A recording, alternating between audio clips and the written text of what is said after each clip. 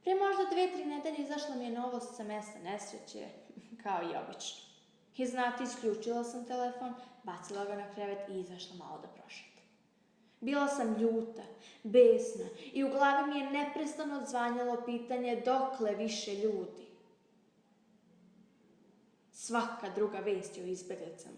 Zar ćete tako nevina bića da kažnjavate smrću koja je bezazlena? A onda, odjednom, pojavljuje se slika male devojčice koja ima možda 5 godina u nekoj haljinici koja je prekrivena krvlju.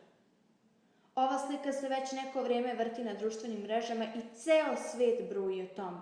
Neki su čak i lajkovali sliku, što me je prosto užasavalo. Zar će ti lajkovi da pomognu? Podrže koliko su ljudi samo bezosjećajni. Na haljinici se samo malo naziru rozikasti cvetići koji pokazuju koliko ona zapravo mala. Fatima, mrtva je. Tako mala, bespomoćna, sama, ostavljena na obali. Ručice, nožice, sve je to tako malo, slatko na njoj, a premazano krvlju. Njene oči plave kao more nisu zatvorene. One i dalje gledaju nebo, galebove koji krstare nebo. Crna, duga, kovrđava kosa i pada preko sitnih ramena. Bele cipelice su prekrivene krvavim mrljama.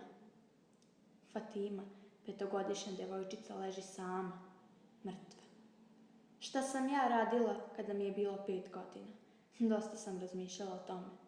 Igrala sam se ispred svoje zgrade sa decom iz komšiluka, gledala sam crtane filmove, jednostavno uživala sam u svom detinjstvu. Fatimo, moja mala, lepa devojčice, voljela bih da sam te upoznala, da smo se igrale, da smo krojile haljinice za lutke. Poklonila bih ti ono svoje detinjstvo.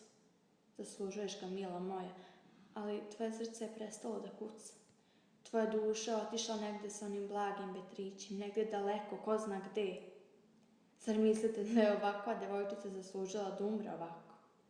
Koliko čovjek mora da bude okrutan da takvo biće osudi na tako nemilosrdan način? Kakav je to čovjek, pitam se. Kakav je to čovjek koji uspe da zarije nož u srce jednog malog i nevinog bića? Kada bih ga srela, sigurno mislite da bih sav taj bes koji skupljam u sebi iskoristila i ubila tog bezosjećajnog monstruma. Naprotiv, sasvim drugačija stvar mi je na umu. Zagrlila bih ga.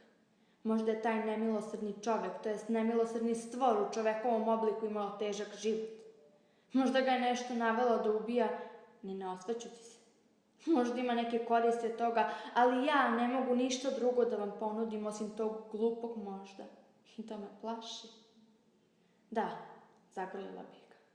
Sigurno bi me ceo svet osuđivao zbog takvog postupka, čak što više možda bi me i ubili.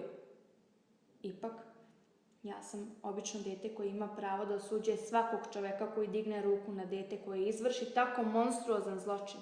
Stavite se na moje mesto, devojčica od 15 godina. Šta takva osoba može da uradi čoveku koji ubija svako živo biće koje mu se nađe na putu? Mogu jedino da ga zagrlim i pružim mu na taj način malo sigurnosti i toplote. Da, u zagrlju jedne 15-godišnjakinje jedna ubica, zločinac može da pronađe utehu. Šta te je toliko ranilo da sebi dozvoliš da ti se srce toliko zaledi i da ubijaš ljude bez razloga? Pitala bih ga. Ne bih očekivala da mi odgovori, ali bih znala da se njegovo srce barem malo otopilo i u dubini duše bih osjećala neko olakšanje.